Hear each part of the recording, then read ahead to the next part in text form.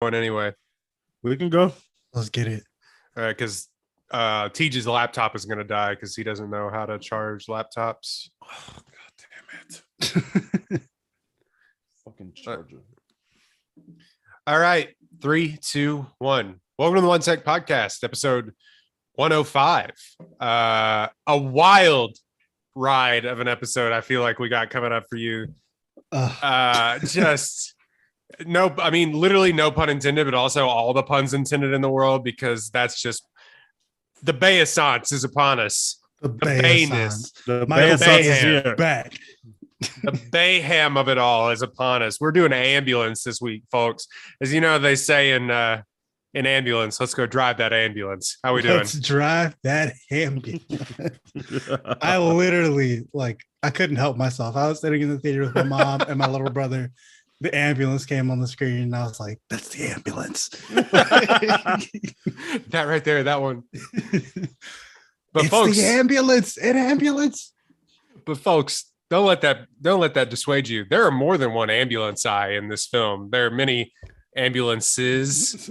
Several of the ambulances. And one of them is green at one point for some reason.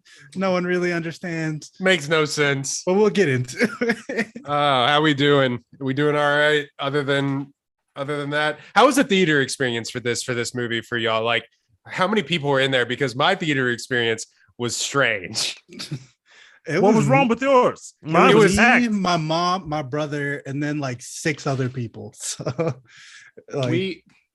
because of my weird schedule that I work in the mornings on the weekends, that's like dox myself too much. But I work early mornings on the weekend. So I get basically like a half day on Friday. Regardless, that was the only time I had to go see this movie. So I had to go see this movie at 3 p.m. on a Friday before people are out of work. It was me and 2 other dudes in this XD theater just watching ambulance. And I'm just like, this is not how Michael Bay envisioned me watching this movie.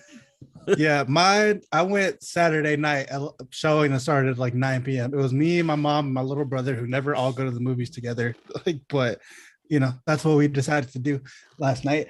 And it was us and then 3 or 4 white couples who were all on dates. What a date movie. Holy shit.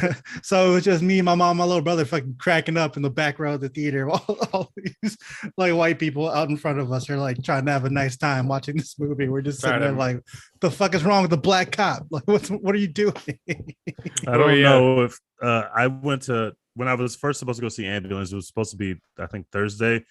And I was going on a date. It was a first date. And we're going to see Ambulance, and I didn't invite her to see Ambulance on our first date. She was like, "What are you doing today?" I was like, "We want to see Ambulance." She was like, "Oh, how come?" So I get her ticket.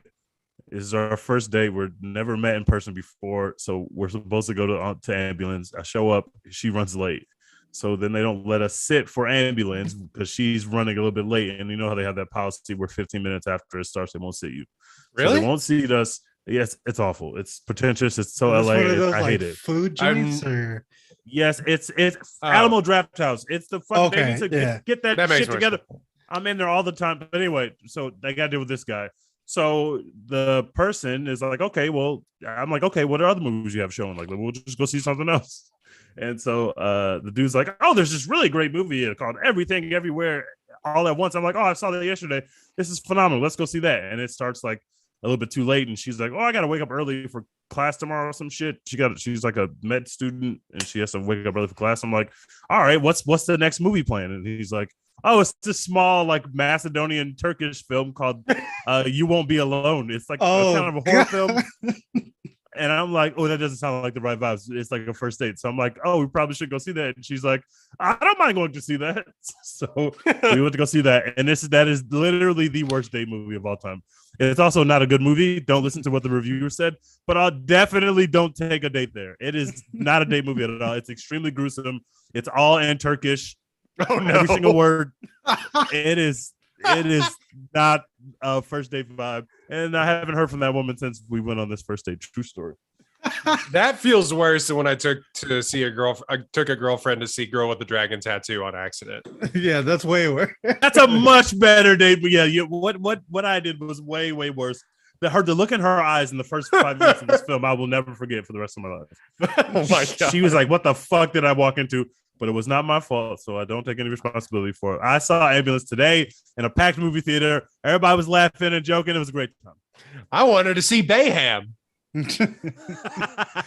I wanted to see Jake Gyllenhaal just talking shit.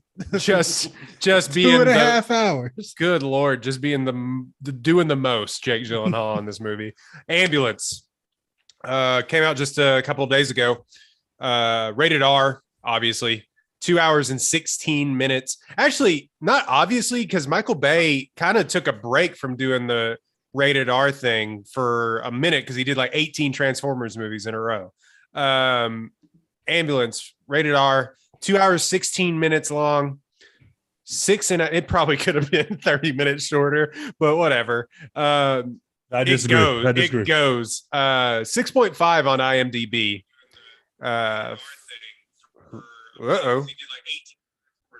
Sorry, I'm trying to share the link. Okay. 55 Metascore. 2 robbers steal an ambulance after their heist goes awry. That's it. That's it. The movie. Directed by Michael Bay. Written by Chris Fedak. It is based on a foreign film. I want to say Swedish film. I'm not quite sure. Called Ambulance by Lauritis Munch Peterson and Lars Andres Peterson. Peterson spelled differently both times, but stars Jake Gyllenhaal, Yahya Abdul-Mateen II, Eliza Gonzalez, Garrett Dillahunt, the guy that you know from those things. He's in everything. Keira O'Donnell and Jackson White. And then who's the cop? Cedric Sanders as the wild cop trying to chase down the ambulance to get his partner back. I think it's doing okay at the box office.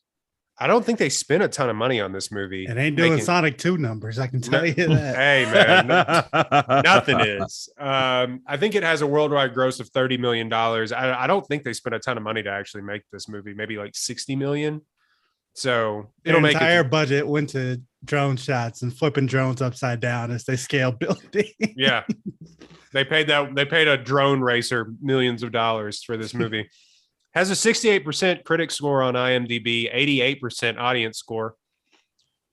At top speed with the sirens wailing, ambulance comes riding to the rescue for audiences facing an emergency shortage of Michael Bay action thrills. This is uncharted waters for Michael Bay because his movies notoriously are panned. If you don't know, let's take a deep dive. Just indulge me for a second. Ambulance. 68%. That matches his second ever movie that he did, The Rock, for highest critic score. That came out in 1996. Damn. He's done such projects as Armageddon, 38%, Pearl Harbor, 24%, Bad Boys 2, 23%. A lot of haters on Rotten Tomatoes. A lot of haters. That's all. Rotten Tomatoes is full of haters, bro. I don't know what the fuck. A lot of haters on that app. Rotten Tomatoes told you Licorice Pizza was good, so you just can't listen to them. Transformers: Age of Extinction, 17%. Wait, is that what number is that in 4. the series? Yeah, it's got to be 4 or 5. I stopped watching those right around Transformers 2, so I can't speak on those. And then is previously like higher rated film before this, 13 Hours, The Secret Soldiers of Benghazi, that war propaganda that he put out. But I enjoy that film, but it is propaganda. Never seen it. Don't plan on it, to be honest. Oh, well, sorry. The last film that he did before this was objectively terrible. Six Underground. 36% on. It's not objectively. What do you mean by objectively? What does that mean? 6 Underground is a phenomenal film. It is objectively bad. That is not true. Well, later on in the episode, we're tier ranking Michael Bay directed films. So we'll see where it lands. Yeah. Phenomenal. But Ambulance. Let's start with Tej. Tej, you oh my god. You are a Bay man. Michael Bay is Bay. This is full on Bay madness. Michael Bay is the guy you call because he knows why people put their butt in a movie theater and sit down and watch a movie. You want movie stars looking hot? Call Michael Bay. You want movie stars getting movie star moments? Call Michael Bay. You want drone shots above Los Angeles? And you want to call Michael Bay. You want the most harrowing sound score that you can have where everything just feels stressed out. You want to see Jake Gyllenhaal on cocaine? You go for Michael Bay. Michael Bay quite literally went from making me tear up in the first 5 minutes of this film with the Elsa character, who was just phenomenal. That is a movie star. She was amazing. We start the movie. She's already saving a little girl's life. I'm like, I'm fucking in. I love her. I want no bad to come of her. And then all of a sudden we get to meet our main character. Well, we meet him first. It's a heartfelt story. It's giving us John Q vibes. You know, everything that he does that day is going to be for his family. His wife is dying. He tried to call the insurance company. He's a war veteran. How can you not root for this guy? And then you meet Jake Gyllenhaal after you've met these other two people. And it's like, oh, Jake Gyllenhaal has done a lot of cocaine today and he is going for it. And he is going to be our cowboy. Every heist movie needs a cowboy. That's how shit always goes wrong. He is clearly our cowboy. And I went from tearing up to being like, fuck yeah, it's adrenaline. This is a heist movie, but the heist is starting. But I've only been watching this movie for 15 minutes. Holy shit, the heist is already happening right now. Yep. It's happening today. Literally, it's happening on this day. You happen to need your brother on today. And he's like, oh, by the way, you're going on this big heist with me. We're going to go make $50 million or whatever the hell. Takes 2 seconds. He goes, you in, you out. And he's like, what? right now, bro. Are you coming or not? I asked you to borrow $200,000 and you said, no, let's just go rob a bank for $50 million. Oh, okay. I guess I'll go. So now the heist is happening. And I'm like, okay, when they say ambulance, they mean ambulance because most of this movie is going to take place on the road. We can't have a heist that's going to last an hour and a half. But the heist is giving you heat vibes. They're downtown LA, which is where I live. So it has a special place in my heart. I'm driving along all these streets and there's fucking the biggest machine guns you've ever seen on a crowded city street. People are running. People are going crazy. And the rest of the there's like 6 other dudes on this job. They're all dead within maybe 20 minutes. Boom, gone. Get those dudes out of here. They're gone. Spoiler alert. None of those fucking people survive. Get them out of here. We're getting them out of here right now. We don't care about their names. One of them's got Birkenstocks on. Fuck that guy. He's gone. He's dead. Right? He gets run over by a fucking dead. He is huge dead. He is massive amounts of dead. Now we're in this car chase, which I love car chase movies. I love a good car chase scene. Now we're in this movie, and now we're getting intimate with our characters. Now we're dealing with the fact that the ambulance lady is just a badass, but also like, holy shit, these niggas are crazy. They're going insane. I'm dealing with the craziest white man I've ever seen. The black dude kind of has a heart, but kind of like, I don't understand what's going on. Yeah, he also just robbed a bank, so like, he's I'm also nervous. a criminal, and he shot a cop. Like, so he's not a good guy either. Like, and it's just the whole thing with the cop where you have that dual drama of literally a high-speed chase is going on and literally surgery is going on at the same time. Wild. It's so Fucking tense. It's so insane. wild. It's so weird. This is the perfect Michael Bay movie. It is taking every element of Michael Bay from his very, very prestigious career. He is taking little elements of every Michael Bay movie. Those drone shots were blowing my fucking mind. You were getting them all the time. They just made every moment of the film feel really tense. This is an A+ Michael Bay film. This is an A+ film. Had a great time at the movie theaters. Long live fucking Michael Bay. We are going to respect the God on this podcast today. They would intentionally to transition scenes. He would fly a drone up the tallest building in LA, flip it, and come back down. And like, all right, new scene. And he did that 5 times. He did that so many times. And like the building has nothing to do with anything. There's like no reason for this to be happening right now. We're just like, fuck it. We got a drone. We're going to flip that bitch over and we're going to transition scenes. And this film is fucking hilarious. There are zingers and one-liners everywhere in this movie, which is what you get in Michael Bay movies. It's why the bad boy movies are really funny, are really good, because they are great action, but also you're going to get amazing zingers. And everybody, I loved how everybody in the movie is like, most of these people are just having a regular Tuesday or Wednesday at work. And they kept repeating this theme of like certain people that you come across on this journey are just having a regular day at work. Like she saved a little girl's life. Then it's like, oh, what are we going to eat? We're going to eat enchiladas. We're going to eat sushi. Like it's just a regular fucking day. It's just like an Uber ride. There's nothing special about saving a little girl from the jaws of life. Like loved every minute of it, and it's so self-aware of itself. Michael Bay is very aware of the kind of movies that he makes. He's making fun of his past movies. He's saying like, "Oh, this car chase is starting to cost a lot," as you're seeing cars just flipping out for no reason. In the movie, he's crazy. In the movie, she goes, "Yeah, this is an expensive car chase." Like, you know what you're watching. I just loved it. Obviously, I am the target audience for this all the way. It pushed all my buttons. At the end, I got teary-eyed again. I fucking love Michael Bay. This is perfectly made for me, so I'm very biased, but I had an A+ time. A+. Tex, go ahead, man. Yeah, definitely not going to be an A+ for me, but this was an incredible theater experience. Like I said, I saw this with my mom, my little brother. My little brother is a senior in high school, so like it's the kind of age we're dealing with. And fam, all three of us were fucking dying this entire movie. Like, could not control the laughter. And like whether the movie was being intentionally funny or not, everything that happened was just fucking insane and hilarious and exhilarating. Like watching her like reach into this dude's like stomach and pull out his spleen, and then like it explodes, and then she just puts a hair clip into this man's chest. Like, and he still has a hair clip in him at the end of the movie. Like, he just never. And now he's like personally perfect. Like now he can like speak full sentences. He's like, "Hey, was your hand in my stomach?" It's like, bro, you have a hair clip inside you right now, holding your spleen together right now. It's not like they stitched it back up or anything, bro. You just got a hair clip just vibing in you right now. My guy survived a gunshot and surgery in the back of a moving cocaine ambulance. Two gunshots. Yeah. And he lasted for like 48 hours. This is the real like 72 hours or whatever that guy where he got his arm trapped in the rock. This is the longest car chase I've ever seen. That's like the only real knock I have on the movie. This went on for way too long. Like you feel like you're finally getting towards like the end of this. Like, okay, we got it. We're wrapping up. No, we're not. We got some more shit to do. You just hang tight. Now we got, some cartel people involved, and there's, these other criminals that are also coming. And, now Jake Gyllenhaal has a past with the FBI agent, and we got to explore that.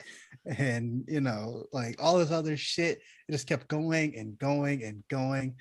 And by the time it was over, we were all just like, okay, thank God we're done. But it's exhausting. But before that, just an amazing fucking time watching cop cars just throw themselves across LA highways for no reason, chasing down this ambulance. It was amazing. Incredible content, because there's like no need for this chase to happen the way that it happens. Like they could literally just like stop this at any point, but they don't. Like shoot the fucking tires, bro. Like just do anything. It really puts into perspective that like, oh, we can't do it because there's a cop on board, but like 30 other cops died today. Yeah, like 30 other cops died today. The main cop whose like dog was involved. It's like, bro, you did all this bullshit because your dog was in the car. This could have been over. We could have been done. That was hilarious. Once he realizes his dog is on the chase, he's like, it's too dangerous. Back up, give him some space. That happens like 18 times in this movie, where the main guy in the USC hat is just like, no, we can't do it. We got to stop. It's like, bro, 30 people have died today. Like, what do you mean? LA is on fire. Riots are happening. Like, what the fuck? Those cops were so hell-bent on making sure you knew you can't shoot a cop that they're going to go headlong over a dead-end street to make sure you know you can't shoot cops. You can't kill cops. We got to save our cop buddy. The way this movie like is set up, the way it happens, like the exposition in the beginning, setting up kind of everything that is in the situation, it's just hilarious. Like the one cop being like, hey, you got to go back to this bank and holler at this girl who works there. While she's literally trapped behind the counter, can't get away from you. And she knows you're a cop, so she's gonna feel like she has to talk to you. Get in there, we're doing it. We're turning around right the fuck now. Like, so fucking insane. And it doesn't get any less insane at any point from then on. Everybody in this movie is a bad person who makes bad decisions. Literally every person that you come across and who like speaks in this movie makes a terrible decision at one point or another, which I think is good content. So I give it a theater watching experience. I give it like a B-, but like actual movie grade, like a C-. It was cool. This is ridiculous. This movie's so silly. This is a silly movie. This movie's so dumb. But it was awesome. I'll just give my grade right now. It was a Michael Bay A, but like, yeah, it's like a B- as far as like actual movies go, probably for me. Because I had fun, and that's all it really takes to get a good grade for me. Because like I enjoyed my time.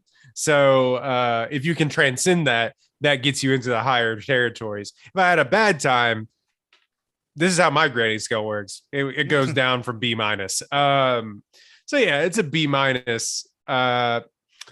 Yeah, this movie's just silly, man. It literally makes no sense whatsoever. The problems that I do have with it, like just being critical, it kind of slows to an absolute crawl at the very end.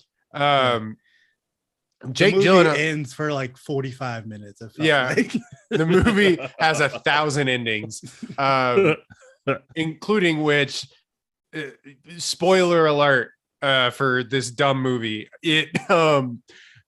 Yahya shoots his brother in the back to save the nurse, and then the nurse like basically just right, time to strap it up and go back to work. Like, or nurse, EMT, sorry.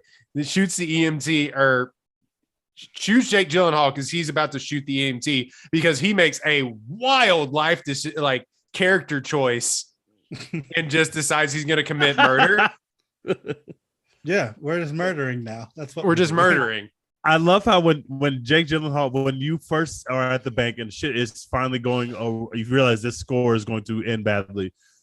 Jake Gyllenhaal and Yahya walk out of the bank for a second, and he sees the white dude with the biggest machine gun that I've ever seen on a movie screen. And he says, "Don't kill a cop." And at least 50 cops dead later, we get to the end of this movie. And it's like a lot of cops were killed today, bro. Like a lot of cops were killed. A whole lot of cops were killed today. Yeah, it really is just Bayness. Michael Bay got all over this film, man. He just splooged his bright Bayness all over this movie. What a legend. It is so much Michael Bay in this film. It's insane. And I don't think they made it for a lot of money. I really keep saying that. I think the studio was like, look, we've been giving you hundreds of millions of dollars to make these Transformers movies, and they make their money back. But like, if you're going to make this stupid ambulance movie, like, we're not giving you that amount of money. You can have a drone for one day. That's your budget. And it really is just balls to the wall, which I loved about it. And TG mentioned it. 15 minutes in, hey, we're going to rob this bank. Get in the car. What? He literally goes, no, you got to go now. They like, is this the guy? He's the guy. Okay. And Yahya made the incredible decision to just be like, I guess I'm robbing this bank. That's what we're doing. My brother said we're robbing a bank, baby. It's time to go. Yeah, I got it all figured out. Why? How do you know? I haven't been privy to this plan whatsoever. And it immediately fails from the jump because the cops are already staking out the bank because this bank's going to get robbed. No, everyone kind of actually really commits to being in the Michael Bay film, which is awesome. Because sometimes you get these movies and they try to get actors that are like, I'm still going to do my best, dramatic performance in this stupid movie. And nah. Everyone in this, including Yahya, who has been trying, he's like definitely next in line to like do the Oscar films and do all this stuff and like be this acclaimed actor. Even he is like, all right, let me scream and yell and fight Jake Gyllenhaal and like just do the whole thing. He got his Michael B. Jordan on in this one. Yeah. After a couple of years of doing some real shit, he was like, nah, we're going full Michael B. Jordan right here. This is what people want. I said it in my Twitter review. Jake Gyllenhaal is doing something. He's definitely going for it. He committed 110% in one direction, and I think it worked. like he was hopped up. He is hopped up on Mountain Dew. That he is jacked. I really couldn't believe it. Going for it. Like he's kind of had some stuff in like his persona. This almost is akin to his like Spider-Man character. And I know that's lazy because like that's the only, but it feels like almost like his Spider-Man character where it's like silly and funny and he's just talking at 1,000,000 miles an hour and like, all right, I'm in. Like, why not be in? You know what I mean? And so it feels more like that character, but to 1,000. Yeah. Like turned up to 1,000. Jake Gyllenhaal in this movie was definitely the, I'm hot. I know I'm hot. I'm talking really fast. You think I'm smart. I'm rich and you think I'm smart. So let's just do some shit. Like, we're all just going to go home, have a good time, baby. Rob a bank. And that's the other thing in this movie. And I text you this and Tej, you mentioned it as when we texted you. Everyone is so hot in this movie. Oh my God. Everyone is so hot. It's incredible. He's going to make you look extremely hot. They were doing this little effect on Jake Gyllenhaal's eyes where you like catch the glint from the sun in his eyes. And they did it like 3 or 4 times. And I was like, wow, they're really making Jake Gyllenhaal even more handsome. That's not an easy thing to do. He's making everybody look so hot. Anytime that Eliza Gonzalez was on, is it Isa? Isa, I said Eliza. How do you pronounce her name? Isa Gonzalez was on camera. They had like a lens flare and like did like a swooping shot and just hung on her face for like, and I was like, how is everyone so good looking in this movie? And like Yahya Mateen is jacked and like it's crazy. And the movie goes on for way too long. The stuff with the cartel is like it's a good way to like get to kind of transition into towards the end of the movie, but then it just doesn't even matter. They just have to have another gunfight. Yeah. When that car that was shooting by itself came through and shot all those cops, that was fucking awesome. We needed that. We needed them to crash a C4 ambulance bomb into the cops. We needed that. It had to happen. I needed it. They're the worst cartel of all time, by the way. I mean, we can get into that later, but like, holy shit, y'all fucking ass. Yeah. How did the two of them in that building kill everyone in that warehouse? What were y'all doing? There were people who were not even in the initial room that still went outside. Like, somebody got to shoot these dudes. What are y'all doing? They did the Denzel and Mark Wahlberg 2 guns thing where they just literally spun in a circle. And I was like, bro, can y'all not hear this man literally yelling what's about to happen at you? Like, he literally said, go left, go left, go left. It's like, that's probably a sign that something's about to happen. I think he's going to go left. Standing here. I think he's going to go left. And one more thing, and just not a critique, or a couple more things. This is probably the most meta Michael Bay movie that has ever existed. They literally, like we said, reference the movie The Rock and Bad Boys in this movie. So Michael Bay lives in the ambulance universe.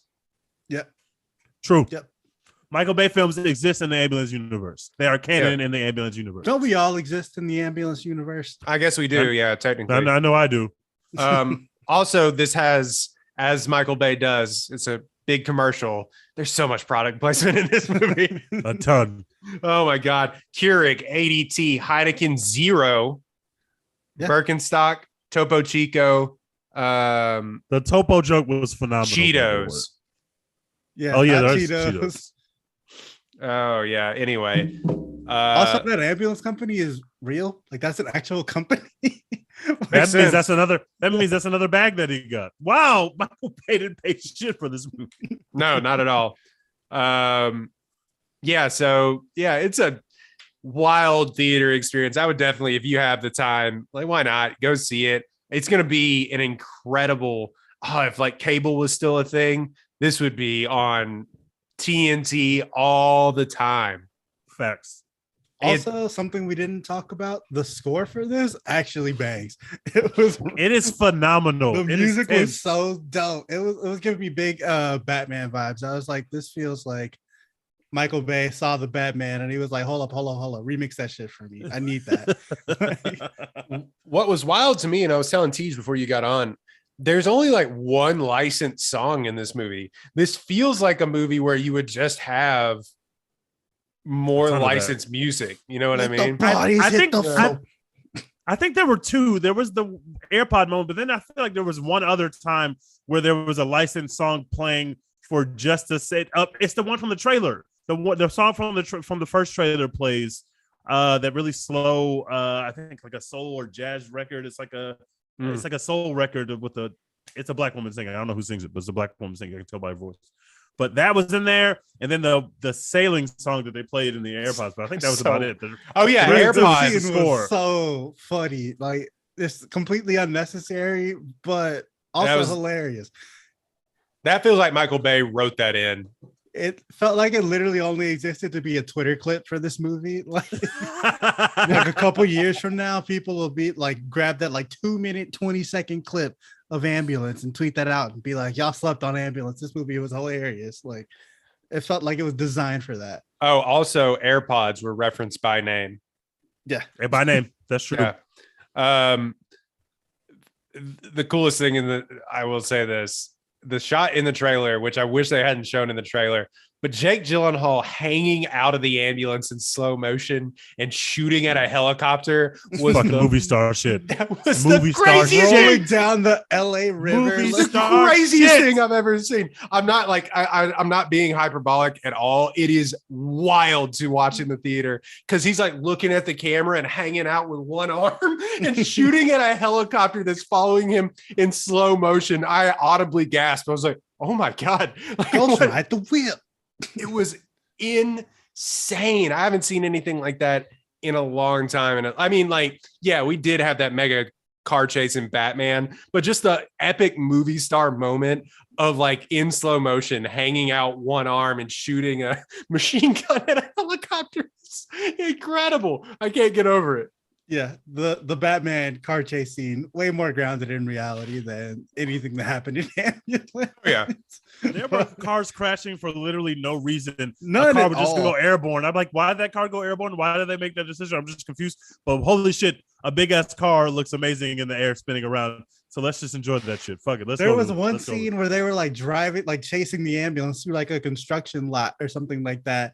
And there was like a mound of like dirt and rubble just sitting there. And like it's just in the middle of the parking lot. You can easily drive around it, and a cop car just like drove up it and like and the drone flew under it in slow motion.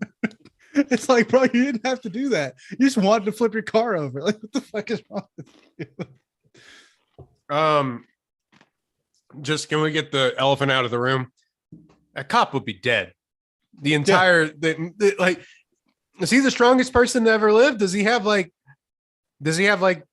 adamantium in his skeleton or something? Like, how is he alive? He lost so much blood. They just happened to find the Michael Jordan of EMTs in this ambulance that they stole, because she can keep anyone alive for 20 minutes or for 72 hours on an ambulance chase. They established the skills of these people early. We know early she can keep anybody alive for 20 minutes or 4 hours.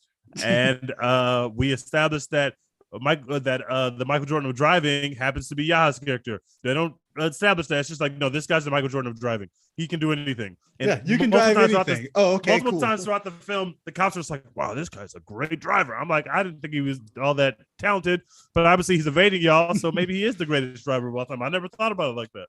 There is a thing in this movie that I will say that kind of confused me, because it felt like initially that Michael Bay through the movie was saying, all right, we're gonna make this, you know how they make the car chases in like Baby Driver or what, like real time or whatever, as it happens throughout the day, or this entire thing takes place over the course of one day, like, or the hour that the film takes is the actual hour in the movie, yada yada yada. You know what I'm saying? Yeah. It felt like Michael Bay tried to make it feel like, oh, the car chase is actually the length of the movie. And then halfway through, he gave up and said, whatever, maybe it's 72 hours, maybe it's like 30 minutes. Who knows? Who can say?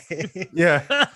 It's because been enough time that everyone's watching this on the news now. And my wife like has heard about this, but can't tell that I'm the one that's driving the ambulance.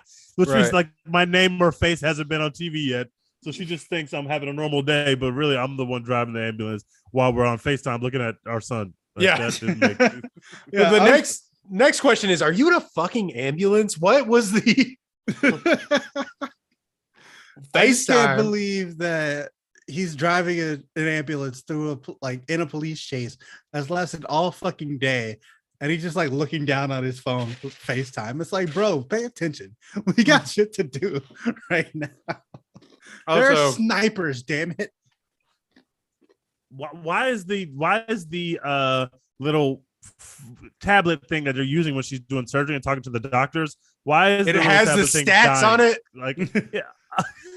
It has the patients. You realize that when they're FaceTiming the vitals. It has the vitals of the guy dying on, and this new advanced technology that doesn't exist, where doctors playing golf can FaceTime in and be like, "Oh yeah, his BP is this," and then that doesn't exist. You know what that felt like? Fucking awesome. That felt like all those commercials from like 2 years ago when they were like 5G is going to change the world. It felt like that. Like this is the remote surgery they were talking about that's going to be possible with Verizon ultra wideband 5G or whatever the fuck. Like, yeah, them just being like, hey, I know we're golfing right now, but we can do trauma surgery remotely on this tablet. I love how this movie, let's start kind of from the beginning again, but like this movie is manipulative from the jump, and they're like, hey, you think this is going to be a different Michael Bay film? Well, you're wrong. We're going to impale a 5-year-old in the back of a car. Whoa. Yeah, that's the first thing. This is the most manipulative thing I've ever seen on camera. They're like, hey, you think it's just gonna be like, even if it's like a teenager or an adult in the back of in a car? No, it's a 5-year-old girl. We can't show you that she's the Michael Jordan of EMTs unless we put her in a playoff game. It's the only thing that makes sense. You have to see her drop 40 in the playoffs casually and they'll be like, what's for lunch? And they'll be like, oh, okay, so she is very good under pressure. This is easy for her. This is nothing. 5-year-old before lunch gets impaled. This is nothing. That's just before breakfast. Like we got to see this child have a fucking fence spike sawed out of her. God. Watch the whole fucking time. I'm like, what the fuck is wrong with it? Another thing that I typed in because I actually took notes because again, no one was in my theater. It was so a weird experience watching this movie. But the thing with this movie is so that's even equally as dumb as the cops chasing down for one cop that may or may not already be dead in the back of that ambulance. You don't know. This is doing too much for like at the end after they pay the cartel $8 million. Because it starts off as like what, like 60 million or like it's like that. It's like 60 or 70 million. But then a lot of it is lost because the crew basically is wiped out. The crew dies, and they run out the front of the building, which why would you do that? Worst criminals of all time. And then they have to split the remaining money. So the only money that Yahya and he would get is like $8 million, I think is what 8 million, yeah. Minus the 10K he paid Wale. So. Yeah, that's true. Wale was in this movie and he had lines. Like there is a Wale section of this film. I didn't even realize that was Wale. That was Wale. That's Wale. Oh my God. That's what he's up to. Yeah. That whole interchange was it? Yeah, it was he's like, get the green paint, not the flamingos. Like in the middle of this movie is so stupid. Half the lines in this movie where they yell at each other for doing the wrong thing, where Jake Gyllenhaal is like, no, not that. In the middle of a police chase. Yeah, Wale being your comedic relief in a Michael Bay movie. I was not prepared for that. I didn't know that was going to be a thing. I was not prepared for that either. Good for Wale, I guess. Dude, I know we're like jumping all around the movie or whatever, but there's a scene. As is this movie. Yeah, where Wale is like drives a different ambulance to get away from the cops or whatever, then they pull him over. That scene is cut so badly that you can like see him like in a different pose, like in it, like standing in a different way, like on the ground or whatever. And then it'll cut back to like some other pose that he's doing, and then it cuts back to this other pose that he was doing originally, like without like the line breaking at all. I was like, dude, y'all didn't give a fuck. Y'all were just like, we're just gonna throw shots all over this motherfucker. He was on set for 3 hours and left set, and that's what they were left with. He showed up at the garage, he showed up under the bridge, and then he showed up like 30 feet away from the bridge, and that was it.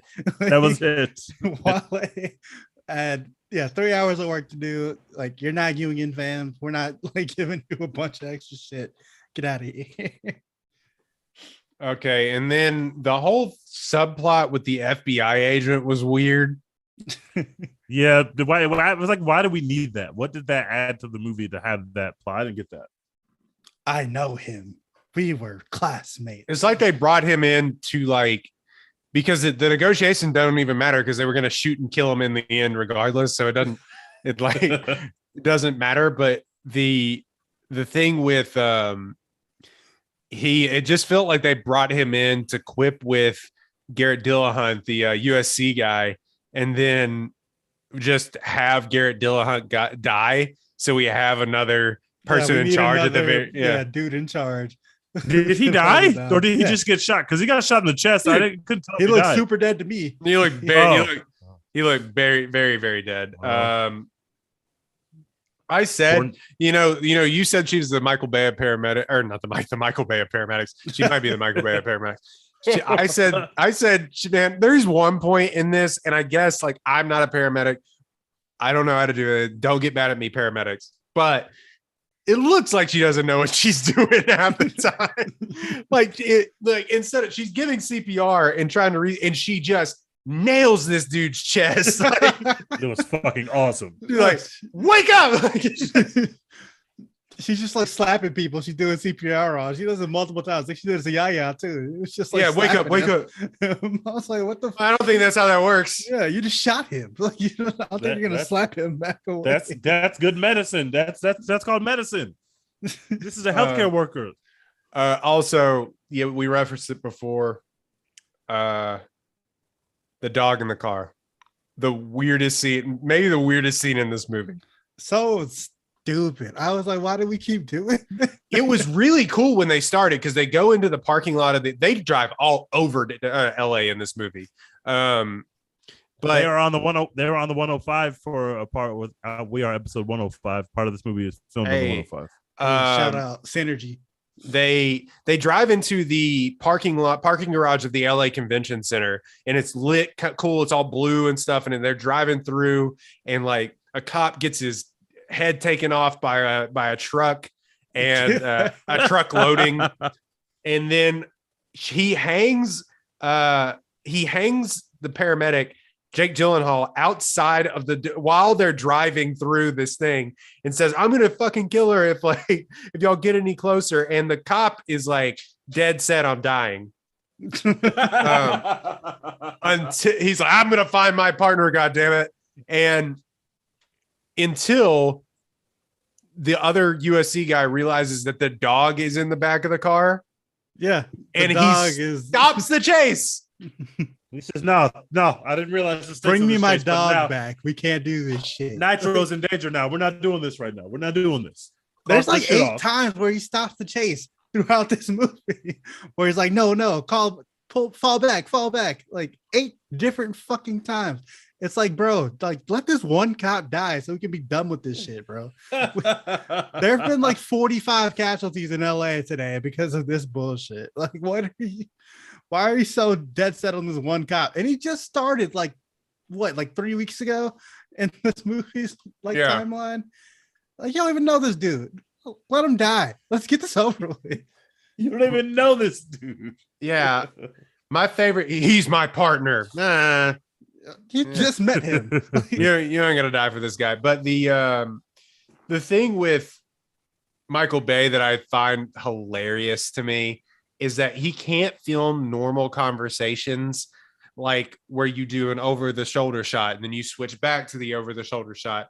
He is like, we're going to have this entire conversation, but I'm going to walk around you with the camera. Yeah. I'm going to circle this conversation. It's so disorienting. Make it real quick, like so that it feels super intense, no matter what they're saying. Jake Gyllenhaal and Yahya are yelling at each other, and it makes no sense what they're saying. You want to come? Come on! I told you that you should. You're the best. Why are you the best? I'm the best. No, you're the best. And he's just circling. You're my brother. Damn it. And quick cutting between the circling, and it never is established what direction. I was like, before they even robbed the bank, I was like, what the hell is going on in this movie? Also, I'm stunned we've gotten this far without talking about this. Yahya and Jake Gyllenhaal in this movie are brothers, and that's like a big like deal to them that I guess Yahya got taken in by Jake Gyllenhaal and his white family at some point as children. Yeah. I was like, what, why? It doesn't even really establish it. Like they just kind of intercut throughout that he's like, well, your dad took me in and I appreciate it. He's like, you're my he's like, my real brother. Is he? I don't think he is, buddy. I think so. I mean, hey, if y'all love each other like that, y'all love each other like that. But I don't know why, because you be on some bullshit, dog. Like I would have been left your ass. I did laugh out loud in the go left scene when he kept yelling go left. I was like, yeah, they would have shot you by now. Because it wasn't like a Rush Hour, I go this way, you go that way scene. It was a go left, and then they all turn and shoot, and then he shoots the cartel leader, and he audibly says, and there's no reason he's my real brother. And I was like, I laughed out loud in the theater. They just kept bringing it up over and over, and I was like, why did we do this? It didn't have to be this way. They could have just been friends. And I can't get over that they like 30 other cops died trying to find this one cop in the back of this ambulance. The trolley problem would have come into effect here. They would have spike stripped that thing and been like, he was already dead. Long Sorry. ago. Yeah. Well, they tried to deal with that early by saying, oh, the cop is in there, so we're not using any spike strips. We're not doing any pit maneuvers. So you got to get those out the way early in the movie. Like, no, we're not doing those. Those don't exist in the ambulance universe. They just don't exist. I'm just like, fuck them, dog. It's one dude. Like, I'm not chasing you around LA all goddamn day, killing 80 other people in the city just because there's one cop. He doesn't have a wife or a family. He can't even get a date with the bank teller. So yeah, can't get a date with the bank teller. And like, yeah, fuck that guy. I'm sorry. He went out very sad with that bank teller. Obviously, even if he was the Michael Jordan of spin game, he would have lost because the bank teller was in a weird situation. Being held hostage, but he put up some horrendous game film, spitting game to the bank teller. Horrendous game. Kim is never talking to you again, buddy. Ever. Even when she finds out that you have a hair clip inside you and you're a hero, you're still not getting that number, bro. That number is not coming. I'm sorry. Also, shout out to the other paramedic, the guy that was driving the ambulance at the very beginning. He got off easy. Yeah. In this movie. Yeah. Just take a pistol whip and get out the way. Oh, yeah. Done. Well, it felt like Jay be that guy. Yeah, it felt like Jay Gyllenhaal was like, we need the hot one in here. What did he say? Oh, the line in this movie that comes to mind where she says, I wish we could do something else. Or I wish you could let me out. And he goes, well, I wish I didn't have herpes, but sometimes you got to deal with what you have. Yo, all of us were like, huh? What? What a Michael Bay line out of all. I wish I didn't have herpes, but it is what it is. How they get Academy Award nominated Jake Gyllenhaal? He's in a weird part of his career. How'd they get him to deliver that line? Going for it. It's the only natural thing. He's like, yeah, this guy is fucking insane that I'm playing. They didn't give Jake Gyllenhaal one redeeming characteristic other than the fact that he was a little bit quippy and funny. But like, he was an awful human, like a completely awful person. How was his brother had such a good heart and was like a good guy, and Jake Gyllenhaal was just like literally awful. The only thing he ever did good was say, "Hey, don't kill any cops," and then they killed like 50 cops after that. I mean, his brother did shoot that cop when literally all he had to do was probably hit him in the back of the head with a gun. Yeah, what are we doing shooting cops unless we want to kill cops? Don't try to take care of the cop. Now you shot him. You did this. This is your doing. It's like, bro, it's a 2-on-1. Like, what are you like? Why are you? Yeah, so like, why did you need a gun? You're a fucking Marine. What is wrong with you? Like, you can't handle a 2-on-1 fight without a gun. Like, come on. Throughout the entire movie, they're like, "You're the best. You've driven over bombed out bridges in Kabul and like all this stuff." And then he freaks out and shoots the cop. You're the best, man. You're like the greatest Marine of all time. You're the guy. You're the guy. Can't handle a 2-on-1 fight. He just drives in, like, he doesn't really do anything with the ambulance. He just kind of like turns right, and then cops like just fly. Cops fly around. I don't want to be that guy. This ambulance is running out of gas on the 101 just really quickly. Facts. It just has the greatest gas mileage of all time. They just happened to steal an ambulance that had enough gas to do all that driving they did. Get the fuck out of here. There's no fucking way. Chances are that shit's on a quarter of a tank, and this chase is lasting about 20 minutes total, and then you're running out of gas on the 101. You are in trouble. To hitting standstill traffic too in the middle of the day. Driving the wrong way down the highway, and like just nothing happens to you. No way. I love how they say, like, we gotta hurry this up. It's almost rush hour. There's millions of people are gonna be in danger. It's like, first of all, millions of people are already in danger. And second of all, there's no real rush hour in LA. It's just always awful traffic. So there's not even a thing. Like, they would have run into a million people no matter what time they were on the freeway. So it really didn't matter. Okay. Him opening the door and her shooting him was objectively hilarious. Dude, I was so fucking, what the fuck was that? He's got to get home to his family. We had to give her another patient. Somebody had to get shot. Somebody had to get shot. I was like, bro, this whole fucking movie, we've been talking about how one of these people is black and the other is white, and they like look nothing alike. And so you just immediately shoot the black guy, meaning to shoot the white guy. And then when she's like, the rest of the movie, after she shoots him, she's just like so protective of having to save this man's life. It's like, bro, you shot him. Like, that was you. Well, she don't want to kill a guy. No one makes you do that. There was no reason for that.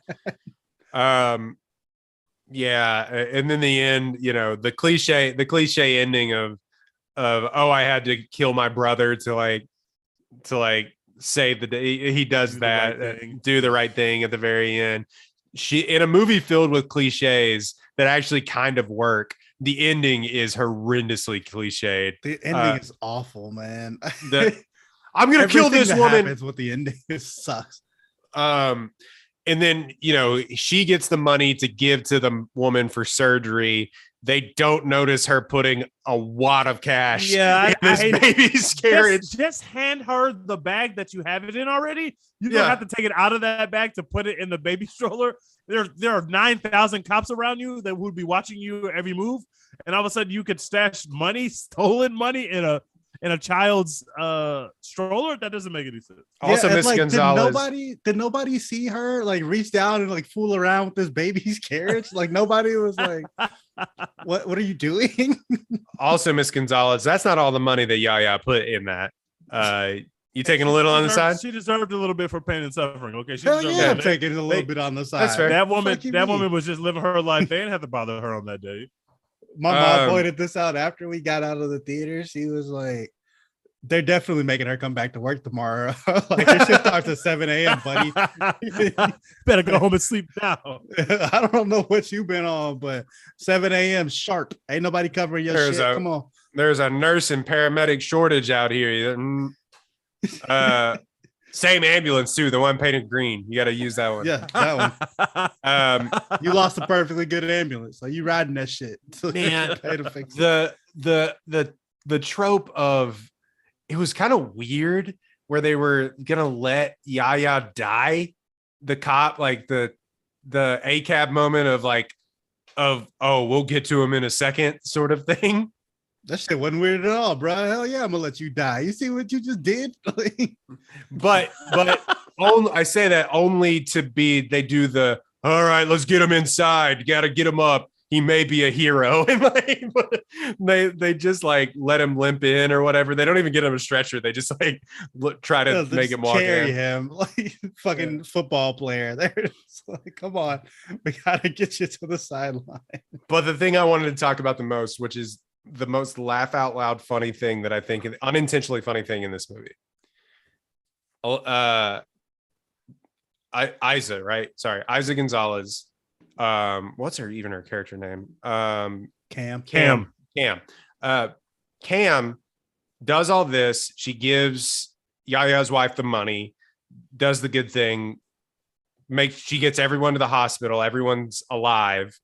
The cliche of, oh, Jake Gyllenhaal is the one that actually shot me thing at the very end when they show the cop, like, who, you know, it, or you could just turn in the guy that's already going to jail. You know, it doesn't matter.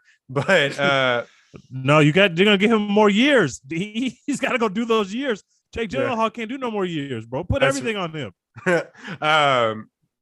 Then, but yeah, it is the movie cliche of he saved my life sort of thing. I was like, that's so fucking dumb, bro. I'm snitching. You shot that me, white bro. cop would have snitched. That white cop would have definitely snitched. 100%. Yeah, you shot me twice. That's what I'm trying to say. He does the thing. He's like, he saved my life. I was like, nah, man, you shot me, and I had to ride in the back of an ambulance and have major surgery done with a hair clip. Major surgery done during a high-speed chase. You are going to jail for a long time, black man. I'm snitching on you. Don't shoot me, bro. You shot me twice, and then you also knocked me the fuck out in the back of this ambulance. Oh yeah, that was it. Hit him in the head. Burst my spleen. Hell no, I'm snitching, bro. But when that spleen burst, my theater went insane, bro. It was such a great moment. We all recoiled so fast. We were like, what the fuck? Got everywhere. Disgusting. The most unintentional funny thing, I said all that, it starts to wrap up again. Then she goes into the hospital to check if the girl who she saves at the very beginning of the movie is still alive and doing well. She goes into the files and doctors come in and say, hey, you can't do that. But notice, oh, she's been through it today. And the look on I don't even believe it was a white woman, but she does the white face, you know, when you greet a white person and they go, she does that. And I laughed out loud in my theater. I was like, what was that? She doesn't say anything. It's like they ran out of script. She sees her, don't touch those. You're not a doctor. And she was like, oh, cool. You've got blood on your face. So yeah, touch the files, please. Yeah. Nothing matters now. And then they do the hero shot of her walking out of the hospital, but it was just, she got to come back to work tomorrow. She got to clock in. Yeah. Same thing for the people who got robbed at the bank, bro. Like, you can use your sick days if you want to, but like, we're not giving you tomorrow off. You only got 7 of them. Yeah. You only got 7 of them. Most of the funniest thing in this movie to me, though, also happened at the end when Yaya and Jake Gyllenhaal are both like laying on the ground, cuffed, looking at each other. Yaya makes a noise. Yes, I was like, I'm glad you got. Yaya made a noise that I've never heard another human make in a movie. He did something like, I'm gonna. I don't even remember why. That's what it was. It was like, it's because he was watching his brother die and he was in pain for being shot. But there's no reason. They cut to it and it's a quick cut because he goes, ah! I noticed that too. That's so stupid. I was like, I wrote that down. I go, what was that noise? What was that? Why did you do that? Yeah, I wrote down, what noise did Yaya make? Because that's called acting. He has to text Michael Bay and be like, what did you leave in this movie? Why did you leave that shit in that film? It was supposed to be so serious. And all 3 of us were just like, what the fuck is that? Where they do that at?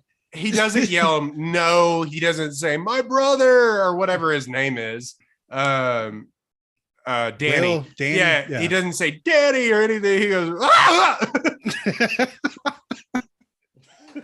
So dumb, man. Holy shit. Yeah, Birkenstock guy getting run over was another shocking moment in this movie. Just kind of going down the list. But yeah, that's all I got. This movie is anybody that wears Birkenstocks to a robbery deserves their end. I don't know what the hell he thought was about to happen. He wasn't ready for no kind of deviation from the plan. They called him out about it. He was just like, yeah, I got Birkenstocks on, bro. Like, I'm fully equipped. When the dude was pulling him, when he was trying to save him, and then he realized that his whole guts were leaking out, he's like, damn, shouldn't have worn those Birkenstocks, bro. Oh, shit. Another thing that I'd have to talk about from the beginning robbery of this movie. The guy who was driving the van, worst criminal ever, bro. Yeah. He had like 8 clean shots at this cop, like dead ahead of him. Couldn't hit him not one time. Like not a single scratch is on this black cop. Like at the beginning of this movie, I thought for sure, oh, they're gonna kill the black cop. Like right at the beginning of the movie, he's gonna be the first person to die in this movie. Nah, my man is Teflon apparently, because that criminal like shot like 4 shotgun shells at him, tried to hit him with the van. Like could not get this man. Couldn't do any of that shit.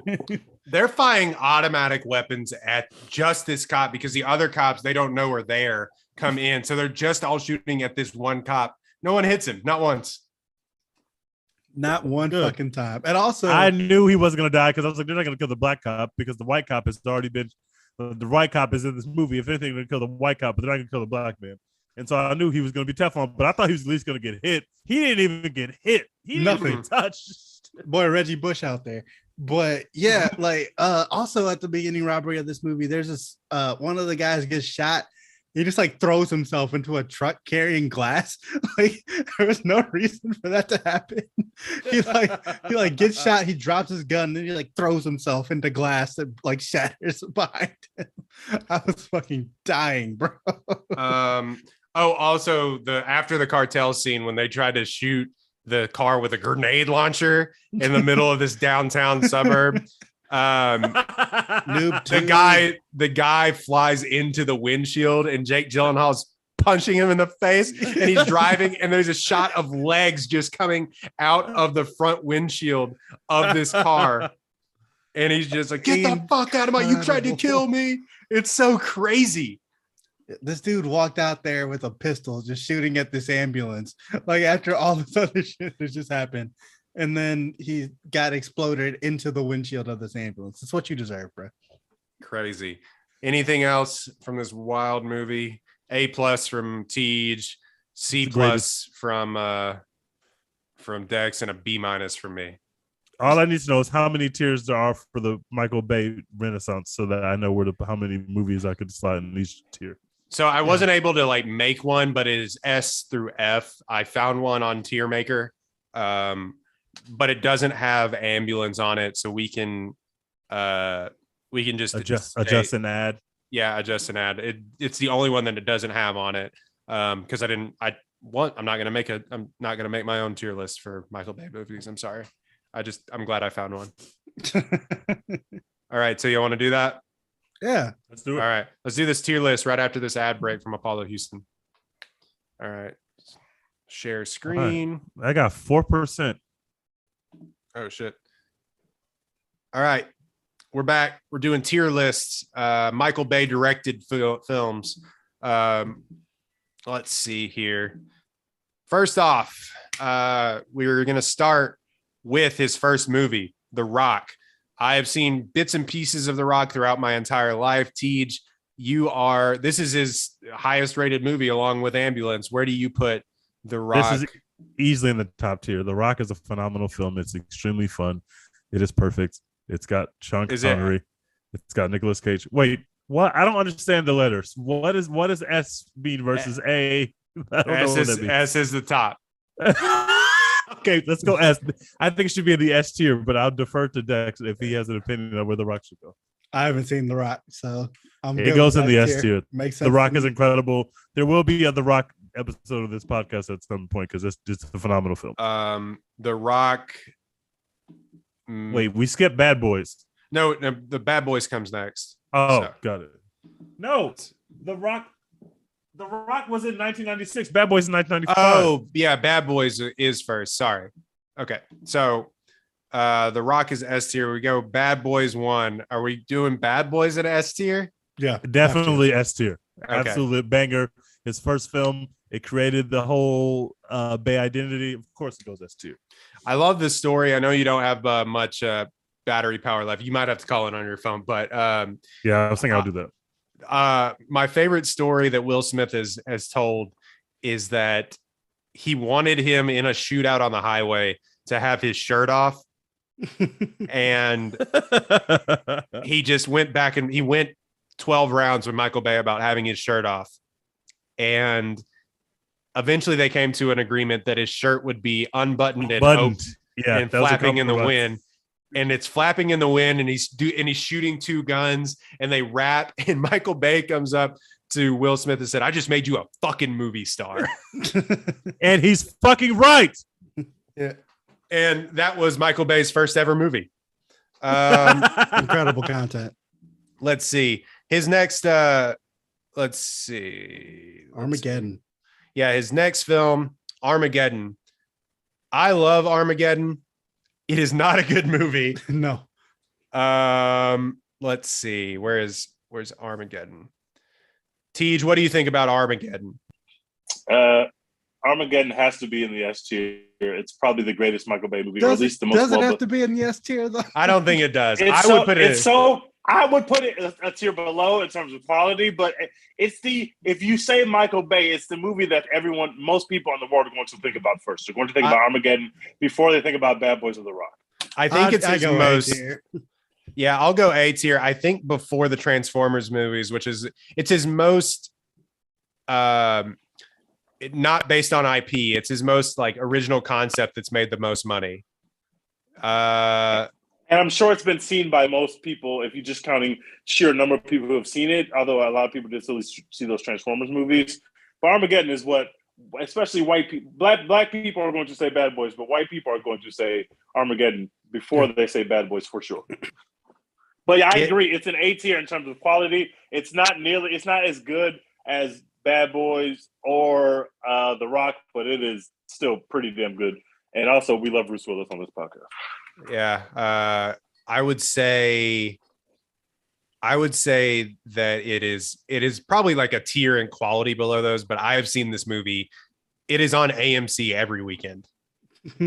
All the time. It's classic Midwest Americana. People in the Midwest fucking love Armageddon. I don't want to close my eyes. Also known for the behind the scenes of Ben Affleck. I got to tell this story every time. Ben Affleck asking Michael Bay, why is it easier for the astronauts to teach the oil drillers to be astronauts and not for the oil drillers to teach literal NASA astronauts to be oil drillers? And Michael Bay told him to shut the fuck up. All right. Next film, an objectively piece of shit movie. Pearl Harbor. F tier. Fuck it. Oh, that's not good. It's not good. It has really rewatchability only for the literal Pearl Harbor scene, but it's manipulative. It's gross. There's a terrible romantic story. They tried to remake Titanic, but with Pearl Harbor. A nasty decision making all around. This is not a great film. It is nasty film. And that's the last time I saw it. It's the last time I saw Josh Hartnett alive. I still don't know if it's proof of life. That's the last time I saw that guy. He's surprisingly, along with the rest of Hollywood, in that Oppenheimer movie from Christopher Nolan. Literally everybody's in the movie. Yeah. We are the only three people not in that film, guys. So that kind of sucks. It's to the point where I'm starting to get nervous about it now. I'm like, he's gonna fuck this up, isn't he? Well, I mean, Josh Peck is in that movie, so I don't know. As long as he lets somebody else edit the goddamn sound, because if I have to sit in another movie theater and not be able to hear the dialogue again, Me and Christopher Nolan's gonna have to have some words, bro. I don't like that. Don't do that again. Please sideline Rami Malek. You can have Rami Malek give like 7 minutes off the bench, maybe, but I don't need anything else, bro. I need Robert Downey Jr. coming in delivering quips. I don't need Rami Malek looking into my soul on camera. No thanks. No thanks. Facts. Weird ass voice. Defund Rami Malek. Anyway, that's Michael what we're saying. Michael Bay. You know what I've noticed about Michael Bay films, though, that all of these have they all have pretty decent audience scores.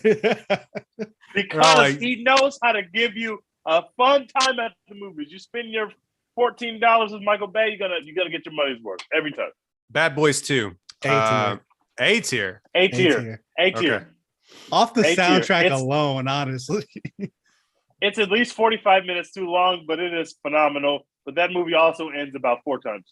Like the whole, we're going to Cuba part of the movie literally doesn't have to exist. We didn't actually need that part of the movie.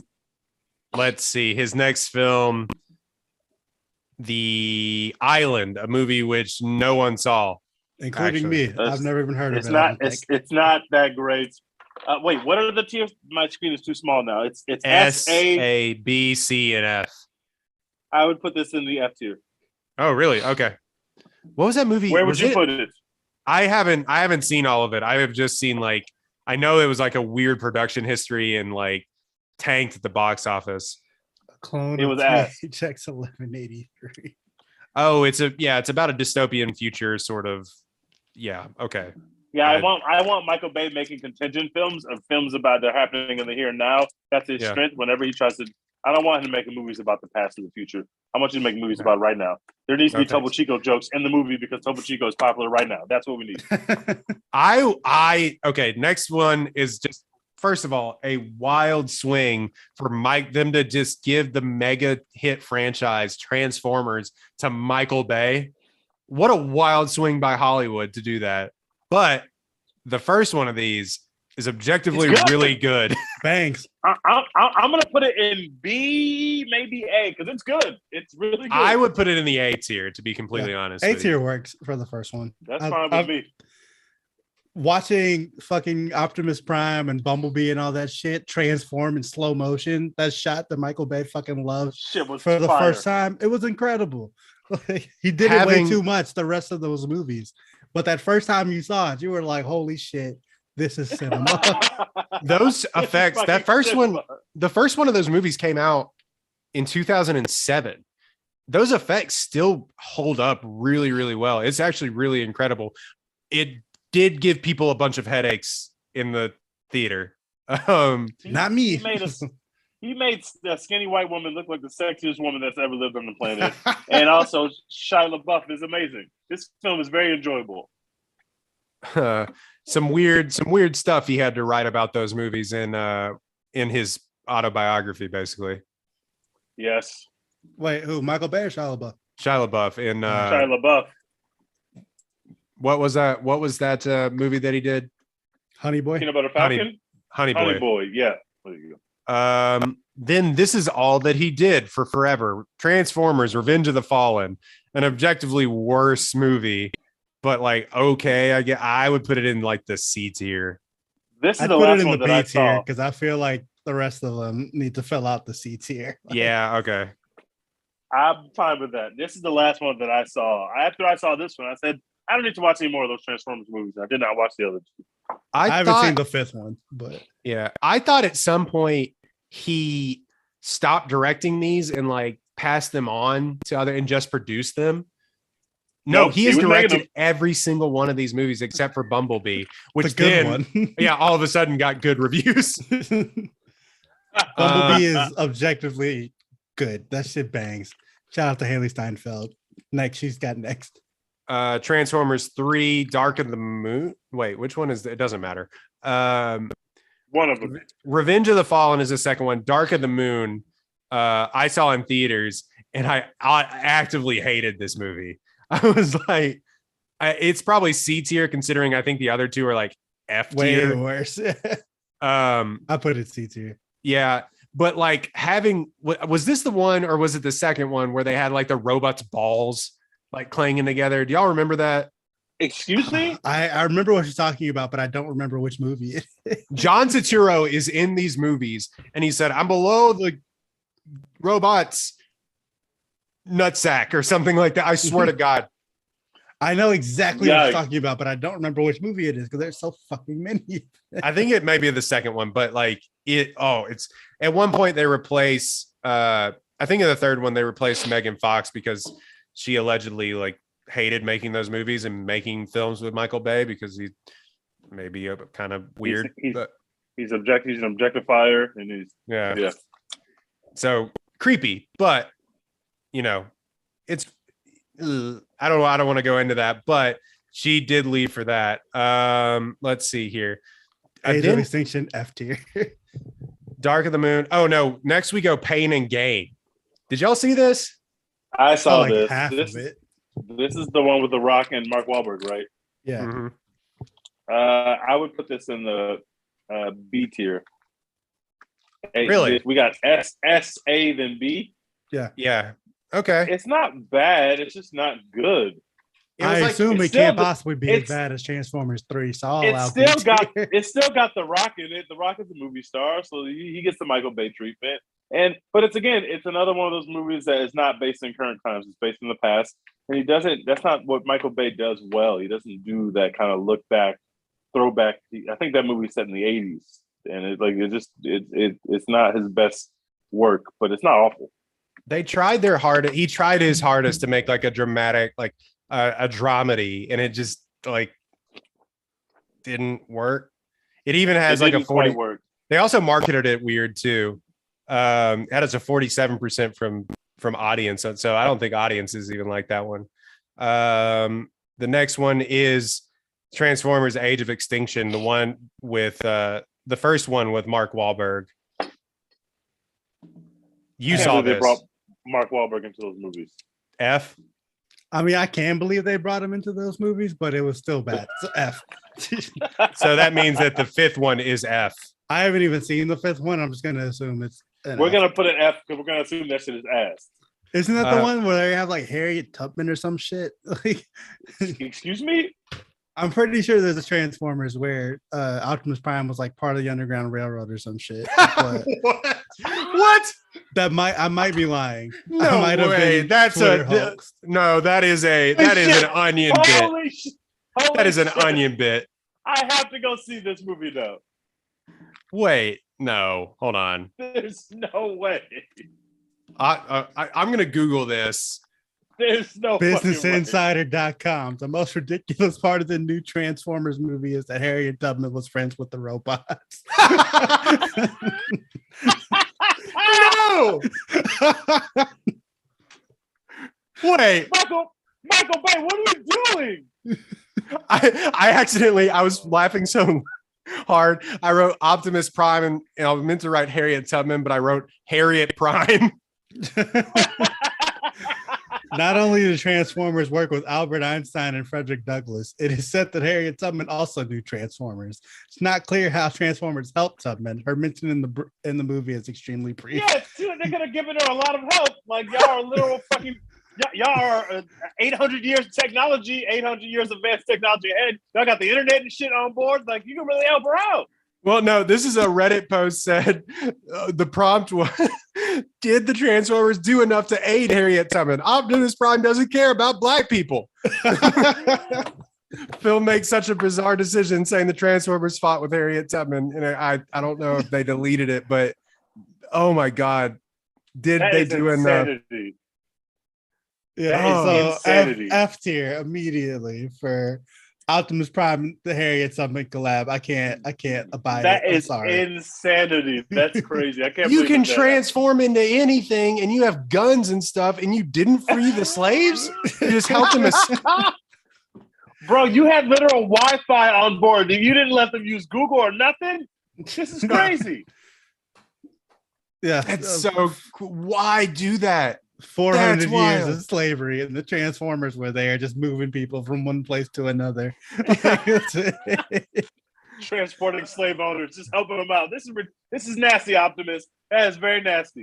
Oh my God. I would put I don't even know how we move on to that. I would put now for the weirdest transition in the history of transitions, Benghazi. I would put 13 hours in the B tier. I actually kind of enjoy the movie. Same. It is ridiculous. It is ridiculous, but it's actually well filmed, kind of more down to earth a little bit. You don't know what's going on half the time because Michael Bay doesn't do a good job of ever orienting you in the space. But yeah, it's when we thought that Jim Halpert could be a action star, which he is. Yeah. And then 13 Hours is an F tier movie. This movie sucks ass. You mean 6 Underground? Or 6 on no. Yeah. No. I don't know. No. No, 6 Underground sucks ass. Movies. At least be in the B tier. It is phenomenal television. It has to be at least in the B tier. I will the C tier at the lowest. I will give you the C tier, but I actively hate this movie. This movie is the perfect Ryan Reynolds film. It is everything. What do you think? You got parkour. I have no opinion. I haven't seen it. Put it in the C tier. That's fine with me. I can live. I've also never even heard of Robopocalypse, so I got nothing for you on that. This doesn't even Robopocalypse doesn't even have a. It may be coming out. It may be coming out maybe this it's coming. year, but I've never even heard of this. I've never even heard of Robopocalypse. What is this? I'll tell you who's going to be in the movie theater. This guy. I'm going to be there. I'm Michael Bay Hive. It's a movie. A sci-fi set in the aftermath of a robot uprising. This is gonna suck. Transformers 7, baby. I don't like when he moves errors. I don't like that. I'm scared of this already. I like him to stay present day. Where are we putting Ambulance? I mean, if we could put it like somewhere, I would probably put it in the A tier of his movies. Maybe the S tier. I would also put it in the A tier. Yeah, maybe the works. S tier. Nah, it's not S tier. It ain't Bad Boys one. So is our A tier just The Rock and Bad Boys? Yeah, I think Transformers. A tier is The Rock. Sorry, S tier. I mean S tier. Sorry. So we have S tier, The Rock, Bad Boys. A tier, Armageddon, Bad Boys 2, the first Transformers, and Ambulance. B tier, like Transformers 2, Pain and Gain, 13 Hours. C tier, Transformers 3, 6 Underground. F tier, Pearl Harbor, The Island, Transformers 4 and 5. Soon come Transformers 6, where he assists Martin Luther King on the March on Washington. The Transformers helping Jesus resurrect. The Passion of the Transformers. The Passion of Optimus Prime.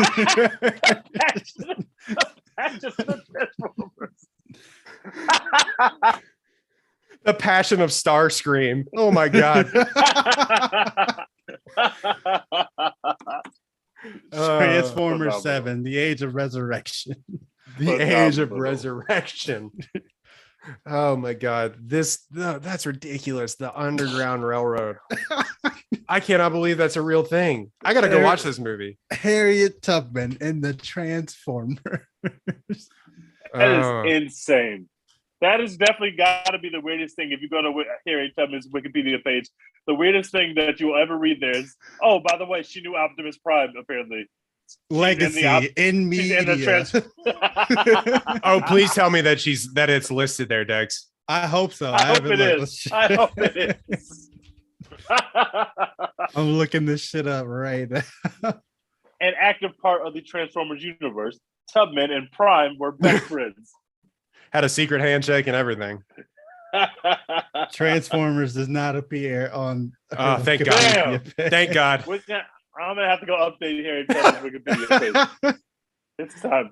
Oh my God! Along with that tweet. Oh no. Godly. Okay, that's also not for nothing. We love Michael Bay, but fuck Michael Bay for trying to make that Songbird movie about COVID when COVID literally started. He didn't direct it, but he produced it and got it in theaters or on streaming or whatever. Yuck, dude. Yeah, we didn't want to. That's not what we wanted to be experiencing at that time. We didn't want a movie about COVID that soon into COVID, especially not a Michael Bay movie about COVID. No offense. When did that Honestly, movie... bro, I'm with it at this point. I'm here for the COVID movies. I know that Royden hates it. Can't stand it. I will watch a COVID movie. I'll watch a COVID comedy special. I'll watch COVID anything now. I'm with it. Well, you see how well Texas, it did. It's mostly just reading about what happened to y'all, because that basically did not happen to us down here. Yeah. We've been like wide open since May of 2020. So we went to work. You see how good it did Judd Apatow in that comedy. No, I didn't see, because fuck that. I'm not gonna watch that shit. Exactly. Yeah, that has been a One Take podcast, ambulance review plus Michael Bay tier list. You can find us at One Take Pod on Instagram, Twitter. Go subscribe to our YouTube channels. I appreciate that. Watch with Apollo.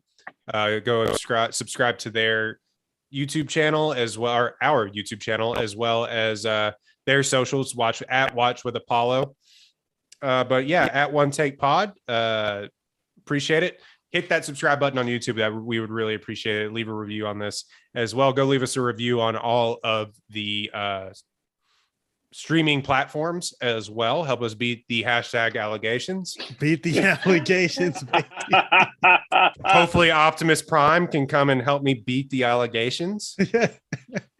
Transformers 8, the allegations. The allegations. All right. Anything else, Dux? Just hashtag support Florence Pugh, baby. You already know what to do. The Harry Styles agenda is getting in my way at this point, but we just gotta let it rock, I guess. Dex, can you tell us the app for the new Apollo Media page? Because you said it on 2 episodes, I think, and I keep mishearing it, so I need to go follow it. And also, that means they need to go follow. Watch with Apollo. Perfect. All right. We're out.